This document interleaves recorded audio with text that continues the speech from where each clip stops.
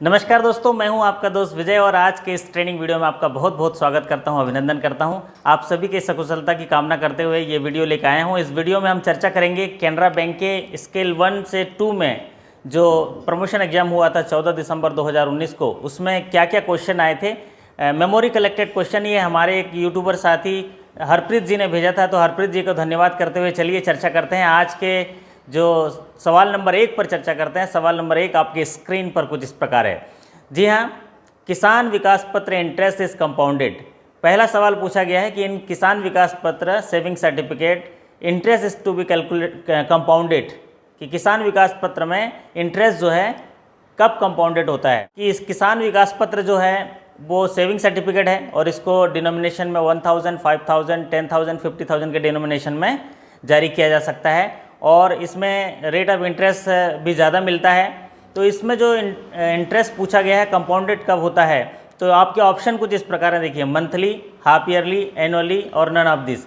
और इसका सही उत्तर है एनुअली। एनुअली कंपाउंडेड होता है और 1 अप्रैल 2020 से इसका रेट ऑफ इंटरेस्ट 6.90 है, मतलब 124 महीना में ये दोगुना होता है। चलिए दोस्तों, बढ़ते हैं आप सवाल नंबर 2 पे। सवाल नंबर 2 आपके स्क्रीन पर कुछ इस प्रकार है।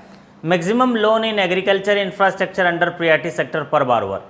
जी हाँ, इसमें पूछा गया है कि मैक्सिमम लोन प्रियॉरिटी सेक्टर में कंसीडर करने के लिए इंफ्रास्ट्रक्चर के लिए मैक्सिमम लोन कितना होगा पर बारोवर। जी हाँ, जब हम प्रियॉरिटी सेक्टर टारगेट देखते हैं तो प्रियॉरिटी सेक्टर टारगेट में एग्रीकल्चर एक मुख्य हिस्सा है। उस एग्रीकल्चर के 3 भाग होते हैं। एक फर्म क्रेडिट होता है, एग्रीकल्चर इंफ्रास्ट्रक्चर होता है और एंसिलरी सर्विसेज होते हैं। यहाँ पूछा गया एग्रीकल्चर इंफ्रास्ट्रक्चर। एग्रीकल्चर इंफ्रास्ट्रक्चर के लिए मैक्सिमम लोन पर बारोवर पूछा गया और आपके ऑप्शन कुछ इस प्रकार हैं। ₹10 करोड़, ₹25 करोड़, ₹50 करोड़, ₹100 करोड़ जो है मैक्सिमम पर बारोवर। इसकी लिमिट है क्या है, सीलिंग क्या है। तो जी हाँ दोस्तों, हम समझते हैं कि एग्रीकल्चर इंफ्रास्ट्रक्चर मतलब इंफ्रास्ट्रक्चर डेवलप करने के लिए जो एग्रीकल्चर के क्षेत्र में लोन दिया जाता है, जैसे रूरल गोडाउन हो गए, वेयर हाउस हो गए, मार्केट यार्ड हो गए, सॉयल कंजर्वेशन हो गए, प्लांटेशन हो गए।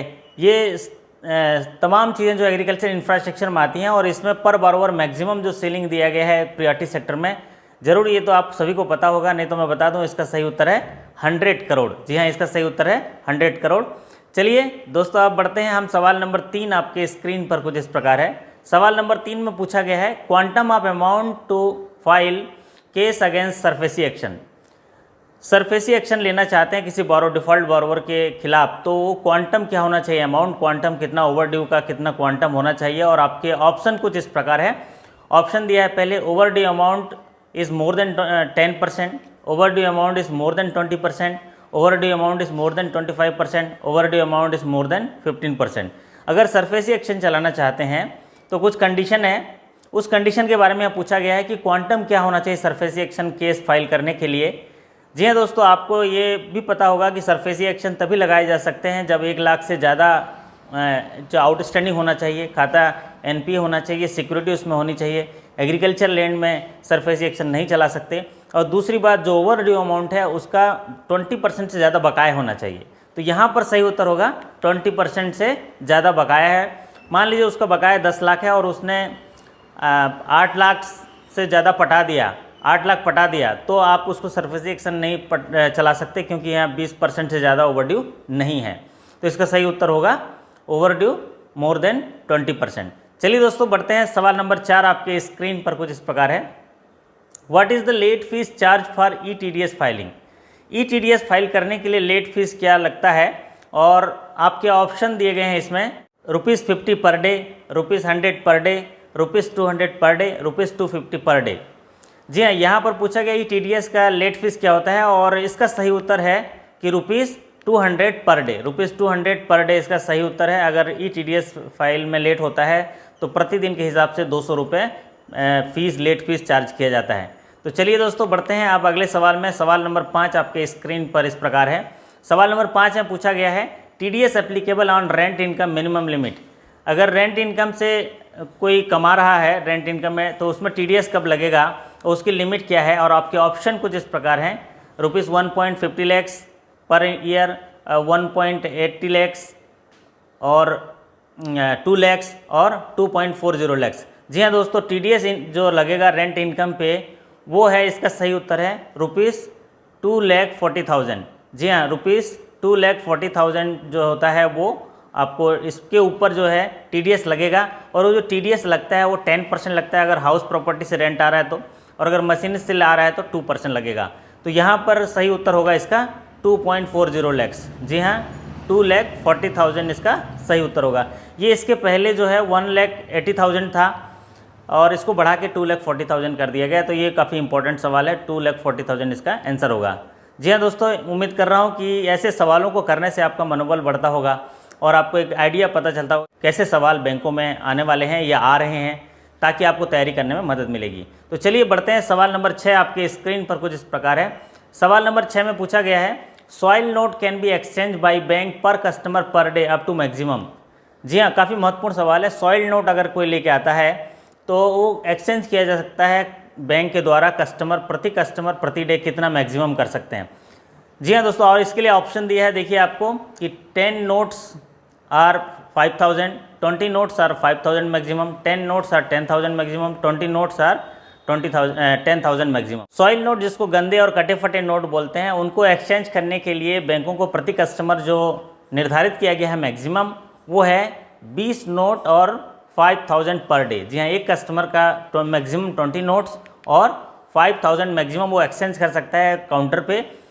तो ये इम्पॉर्टेंट है, 20 नोट और मैक्सिमम 5,000 जो एक्सचेंज कर सकता है। लेकिन इससे ज़्यादा भी एक्सचेंज कर सकते हैं कस्टमर, लेकिन उसके लिए क्या हो गया, इमीडिएट उनको रिटर्न नहीं किया जाएगा, इमीडिएट उनको क्रेडिट नहीं दिया जाएगा, रिसिप्ट दे दी जाएगी और बाद में उसमें जमा दिया जाएगा।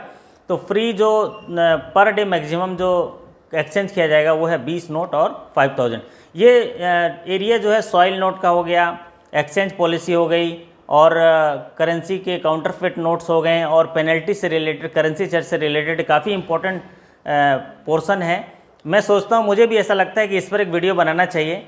क्या आपको भी ऐसा लगता है कि इस टॉपिक पे वीडियो बनाना चाहिए? क्योंकि मैं देखा हूँ पिछले सत्र में सभी बैंकों में इसके 1 से 2, कई में तो 3-3 सवाल भी आ गए हैं। करेंसी एक्सचेंज हो, काउंटरफिट नोट्स हो, चाहे एक्सचेंज जो करने में उसमें पेनल्टी हो, करेंसी चेस्ट ऑपरेशन हो, इससे सवाल आ गए हैं। तो अगर आपको भी ऐसा लगता है कि इस पर वीडियो बनाना चाहिए तो बिल्कुल कमेंट करके मेरे को बताइए कि हाँ वीडियो बनाना चाहिए इस पर, सॉइल नोट और करेंसी एक्सचेंज पे। तो मैं ज़रूर वीडियो लेके आऊँगा। अगर 25 साथी भी अगर कमेंट कर देते हैं तो मैं तुरंत उस वीडियो बना के ले आऊँगा और आपके साथ चर्चा करेंगे सॉइल नोट के ऊपर पे, और आपका जो ज्ञान है इसमें बढ़ जाएगा। जी हाँ दोस्तों, चलिए बढ़ते हैं। सवाल नंबर 7 आपके स्क्रीन पर ये है, maximum agriculture advance per borrower for marketing their produce under priority sector. जी हाँ, यहाँ पूछा गया है कि एग्रीकल्चर सेक्टर में एडवांस जो है मैक्सिमम पर बारोवर मार्केटिंग के उनके प्रोड्यूस को करने के लिए कितना लोन मिल सकता है प्रायोरिटी सेक्टर में। मतलब इसको समझिए, ये फर्म क्रेडिट का हिस्सा है। फर्म क्रेडिट में अगर किसान जो है अपना प्रोड्यूस बना लिया और उस प्रोड्यूस को जो है वो अच्छे रेट में बेचना चाहता है, तुरंत बेचने जाए, हो सकता है रेट कम हो, तो वो थोड़ी देर स्टोर करना चाहता है, थोड़ी देर रखना चाहता है और उसको अच्छे रेट में मार्केट करना चाहता है। तो उस मार्केट प्रोड्यूस के अगेंस्ट जो लोन दिया जाता है उसके बारे में पूछा गया है। वो है मैक्सिमम जो ऑप्शन उसका दिया गया है 10 लाख, 50 लाख, 20 लाख, नो सीलिंग। जी हाँ, यहाँ पर फर्म क्रेडिट में मार्केट करने के लिए उनके प्रोड्यूस को उसमें पर बारोवर मैक्सिमम लोन जो लोन दिया जाता है वो है 50 लैक्स। जी हाँ, ये मैक्सिमम लोन दिया जाता है 50 लैक्स, और ये 12 महीने के लिए रिपेबल होता है, 12 महीने के अंदर इसको चुकाना होता है। ठीक है दोस्तों, तो ये इसका सही उत्तर होगा 50 लैक्स। चलिए बढ़ते हैं। सवाल नंबर 8 आपके स्क्रीन पर इस प्रकार है, all remitted exceeding ₹20 lakhs and up to 50 lakhs should be accompanied by at least how many arm guard. जी हाँ, 20 लाख से ज़्यादा और 50 लाख तक के कैश रेमिटेंसेस हो रहे हैं, तो उसमें कितने आर्म गार्ड्स होने चाहिए, ये सवाल पूछा गया। और आपके ऑप्शन है 1 arm guard, 2 arm guard, 3 arm guards and not required. जी हाँ, अगर 20 लाख से ज़्यादा का कैश रेमिटेंस है और 50 लाख तक है तो इसका सही उत्तर होगा कि एटलीस्ट 1 आर्म गार्ड होना जरूरी है। एक आर्म गार्ड होना बहुत ज़रूरी है। 20 लाख तक आर्म गार्ड नहीं होगा तो भी चलेगा, लेकिन 20 लाख से ऊपर कम से कम एक आर्म गार्ड हो, 2 हो चलेगा, 3 हो चलेगा सिक्योरिटी के हिसाब से, लेकिन कम से कम एक आर्म गार्ड होना चाहिए। और अगर 50 लाख से ज़्यादा हैं तो 2 आर्म गार्ड चाहिए। तो यहाँ पूछा है 20 से 50 था, तो इसका सही उत्तर होगा 1 आर्म गार्ड। जी हाँ दोस्तों, चलिए बढ़ते हैं। सवाल नंबर 9 आपके स्क्रीन पर कुछ इस प्रकार है। सवाल नंबर 9 में पूछा गया है, what is the maximum limit of housing loan in metropolitan area. जी हाँ, प्रायोरिटी सेक्टर का एक महत्वपूर्ण एरिया है जिसको हाउसिंग लोन बोलते हैं। हाउसिंग लोन में जो पर कस्टमर को अलग अलग एरिया के हिसाब से लोन दिए जाते हैं, उनको प्रायोरिटी सेक्टर में कंसीडर करने के लिए मैक्सिमम लिमिट है। यहाँ पूछा गया मेट्रोपोलियन एरिया। मेट्रोपॉलिटन एरिया जो है वो एक्चुअल में 10 लाख से ज़्यादा का पॉपुलेशन होता है तो उनको बोलते हैं, और उसमें ऑप्शन दिए गए हैं, देखिए 25 लाख, 30 लाख, 35 लाख और 45 लाख। जी हाँ, अगर 10 लाख से ज़्यादा पॉपुलेशन है तो उसको मेट्रोपॉलिटन एरिया बोलते हैं और इसमें हाउसिंग लोन जो मैक्सिमम है वो उसका सही उत्तर है 35 लाख। जी हाँ, 35 लाख अगर हाउसिंग लोन दे रहे हैं तो प्रायोरिटी सेक्टर का हिस्सा होगा और उसका प्रोजेक्ट कास्ट जो है मैक्सिमम 45 लाख होना चाहिए। प्रोजेक्ट कास्ट मैक्सिमम 45 लाख होना चाहिए और लोन का मैक्सिमम 35 लाख हो तो वो प्रायोरिटी सेक्टर में कहलाएगा। और अगर अदर देन मेट्रोपॉलिटन एरिया है, मतलब 10 लाख से कम है, तो वहाँ पर 25 लाख हाउसिंग लोन होना चाहिए और 30 लाख उनका प्रोजेक्ट कास्ट होना चाहिए। तो यहाँ सही उत्तर होगा 35 लाख। जी हाँ दोस्तों, चलिए बढ़ते हैं। सवाल नंबर 10 आपके स्क्रीन पर कुछ इस प्रकार है। सवाल नंबर 10 में पूछा गया है, if borrower object within SARFAESI action then is to be replied within how many days. अगर किसी अकाउंट के खिलाफ, किसी डिफॉल्ट बोरोवर के खिलाफ सरफेसी एक्शन चल रहा है और बोरोवर जो है ऑब्जेक्शन करता है तो उसका जवाब कितने दिनों में देना चाहिए। और आपके ऑप्शन है 7 दिनों में, 15 दिनों में, 30 दिनों में, 60 दिनों में। जी हाँ दोस्तों, borrower objection is to be replied within 15 days under SARFAESI action. SARFAESI action में 15 दिनों के अंदर जवाब देना चाहिए। सरफेसी एक्शन में अगर बोरोवर ऑब्जेक्ट करता है तो इसका सही उत्तर होगा 15 दिनों में। चलिए बढ़ते हैं। सवाल नंबर 11 आपके स्क्रीन पर कुछ इस प्रकार है। सवाल नंबर 11 के अनुसार, what is the function of escape button in keyboard.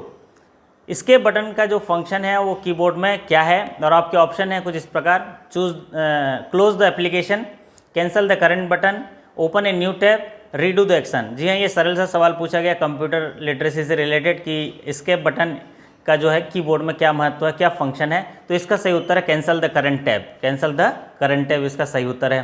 चलिए दोस्तों बढ़ते हैं। सवाल नंबर 12 आपके स्क्रीन पर इस प्रकार है, what is wrong match regarding charges of security. नीचे ऑप्शन दिए गए, उस ऑप्शन में जो है सिक्योरिटी कैसे चार्ज किए जाते हैं और किस सिक्योरिटी के खिलाफ क्या चार्ज होते हैं बैंक में, वो उसके पूछा गया है। तो आपको बताना है कि इसमें रॉन्ग ऑप्शन कौन सा है, जिसमें मिसमैच ऑप्शन कौन सा है। तो चलिए चर्चा करते हैं ऑप्शन के लिए। ऑप्शन दिया है, देखिए पहला option LIC policy assignment, crop hypothecation, stock mortgage and gold pledge. जी हाँ, यहाँ पर 4 ऑप्शन दिए गए हैं। इसमें देखना पहला ऑप्शन है LIC पॉलिसी असाइनमेंट। जी हाँ, ये बहुत सही है। LIC पॉलिसी हो गए, FDR हो गए, NSC हो गए, इसमें असाइनमेंट लगाया जाता है। क्रॉप, उसमें हाइपोथिकेशन लगाया जाता है। स्टॉक जो होता है यहाँ पर मॉर्गेज लिखा गया है, जबकि स्टॉक के अगेंस्ट जो क्रिएट किया जाता है वो है हाइपोथिकेशन क्रिएट किया जाता है। तो ये रॉन्ग ऑप्शन है। तो इसका सही उत्तर होगा C, क्योंकि गोल्ड भी सही है, गोल्ड में प्लेस किया जाता है। तो इसका सही उत्तर होगा C, स्टॉक एंड मॉर्गेज। चलिए दोस्तों बढ़ते हैं। आप सवाल नंबर 13 आपके स्क्रीन पर कुछ इस प्रकार है। सवाल नंबर 13 में पूछा गया, what is the amount of revolving fund to SHG in DAY NRLM scheme. जी हाँ, दीनदयाल अंत्योदय योजना में नेशनल रूरल लाइवलीहुड मिशन में जो SHGs को फाइनेंस किए जाते हैं, जो SHGs को बनाए जाते हैं, उनको रिवॉल्विंग फंड कितना दिया जाता है। जी हाँ, एक्चुअल में रिवॉल्विंग फंड जो है वो SHG को दिया जाता है ताकि वो अपने क्रेडिट नीड्स को पूरा कर सकें, अपने पूंजी को कैटलाइज तरीके से वो कैपिटल बना सकें ताकि उनको फर्दर बैंक से जो है लोन मिल सके, तो उसका उपयोग वो कर सकें इंटरनल लैंडिंग के लिए और साथ ही साथ कॉर्पस के रूप में भी उसका उपयोग करें। इसलिए रिवॉल्विंग फंड मिलता है, उनको मोटिवेट करने के लिए भी दिया जाता है। तो इसके ऑप्शन है A 5,000, 7,500, C 10,000 to 15,000 and none of this. जी हाँ दोस्तों, जो रिवॉल्विंग फंड दिया जाता है प्रति SHG ग्रुप जो है उसका सही उत्तर है 10,000 से 15,000। 10,000 से 15,000 सीधे उनको खातों में दिया जाता है कॉर्पस के रूप में, ताकि वो अपना क्रेडिट नीड्स पूरा कर सकें इंटरनल लैंडिंग के लिए जो मेंबर को देते हैं, या अपना कॉर्पस बढ़ा सकें, जिससे वो 6 महीना होने के बाद और एक कुछ पंचसूत्र का पालन करने के बाद उनको बैंक से क्रेडिट लिंकेज मिल जाए, लोन मिल जाए। चलिए बढ़ते हैं। सवाल नंबर 14 आपके स्क्रीन पर कुछ इस प्रकार है, if long term sources is 600, current asset is 600, total liability is 1000 and current ratio is 1.5, then calculate net working capital. पूछा गया है, देखिए किसी फर्म के कुछ आंकड़े दिए हैं, इनमें टर्म सोर्सेस दिया हुआ है, टर्म सोर्सेस दिया है 600, करंट एसेट दिया है 600, टोटल लाइबिलिटी दिया है 1000 एंड करंट रेशियो दिया 1.5, देन कैलकुलेट वर्किंग कैपिटल। जी हाँ, कैलकुलेट करने के लिए बोला है नेट वर्किंग कैपिटल। अब यहाँ पर देखिए टर्म सोर्सेस क्या होता है, वो लॉन्ग टर्म लाइबिलिटी होता है, ऐसे पैसा जो बाहर आउटसाइडर से लिया गया और 1 साल के बाद चुकाना हो, मतलब ये लॉन्ग टर्म लाइबिलिटी है, 600 दिया गया है। अब करंट एसेट है ऐसे एसेट जो साल भर के अंदर या तो कैश के रूप में कन्वर्ट हो जाएंगे या कंज्यूम हो जाएंगे, तो उनको करंट एसेट बोलते हैं। और टोटल लाइबिलिटी दिया 1000, तो टोटल जो एसेट्स होंगे वो भी 1000 होंगे। और यहाँ पर देखिए करंट रेशियो दिया गया 1.5%। तो सिंपल सी बात है, करंट रेशियो दिया गया है और करंट एसेट दिया गया, तो करंट लाइबिलिटी निकालना बहुत आसान है। आपके ऑप्शन दिया गया यहाँ पर 600, 400, 200, 1000। जी हाँ दोस्तों, आपको कैलकुलेट करना है नेट वर्किंग कैपिटल, और नेट वर्किंग कैपिटल का फॉर्मूला होता है current asset minus current liability. Current asset में से करंट लायबिलिटी को घटा देंगे तो नेट वर्किंग कैपिटल आएगा। तो आप फटाफट इसको कैलकुलेट कर लीजिए, बिल्कुल बहुत आसान है, क्योंकि current ratio is equal to current asset divided by current liability. तो इसमें से क्या है, करंट एसेट दिया 600 डिवाइड बाय 1.5 करेंगे तो 3/2 करेंगे तो वो हो जाएगा 400 आ जाएगा करंट लायबिलिटी। और जब 400 आ गया करंट लायबिलिटी तो net working capital current asset minus current liability, मतलब 600 माइनस 400 इज इक्वल टू 200। तो इसका सही उत्तर होगा 200 नेट वर्किंग कैपिटल है। ये लिक्विडिटी को दिखाता है, उनका करंट एसेट अच्छा मजबूत है। चलिए दोस्तों बढ़ते हैं आप आज के सवाल नंबर 15 पे, जो आज के वीडियो का अंतिम सवाल है। Bank maintaining currency chest are required to get fire audit done once in a how many years it should be required to get fire audit. जब बैंक करेंसी चेस्ट मेंटेन करते हैं उनको कितने सालों में, कितने दिनों में फायर ऑडिट कराना अनिवार्य है। और आपके ऑप्शन कुछ इस प्रकार हैं, 6 मंथ में, 1 ईयर में, 2 ईयर में, 3 ईयर्स में। जी हाँ दोस्तों, ये पूछा गया है। देखिए इसी छोटे से वीडियो में करेंसी चेस्ट और सॉइल नोट से रिलेटेड 3 सवाल आ गए हैं, तो बहुत महत्वपूर्ण है। मैंने बोला था अगर आपके 20 कमेंट आ जाएंगे तो एक अलग से मैं टॉपिक वीडियो लेके इस पर आ जाऊँगा, इस टॉपिक पे। तो अगर आप लोग चाहेंगे तो ज़रूर ये वीडियो तुरंत बना के ले आऊँगा। तो जी हाँ दोस्तों, अभी इसमें पूछा गया है कि कितने दिन में फायर ऑडिट होना चाहिए, और इसका जवाब जो है आपको देना है। कमेंट करके इसका जवाब दे दीजिए। हिंट दूँ मैं आपको हिंट दे देता हूँ कि अगर किसी के बैंक में खाता है और वो कितने साल अगर लेन देन न करे तो इनऑपरेटिव हो जाता है। कितने साल लेन देन न करने पर इनऑपरेटिव हो जाता है, वही इसका उत्तर है।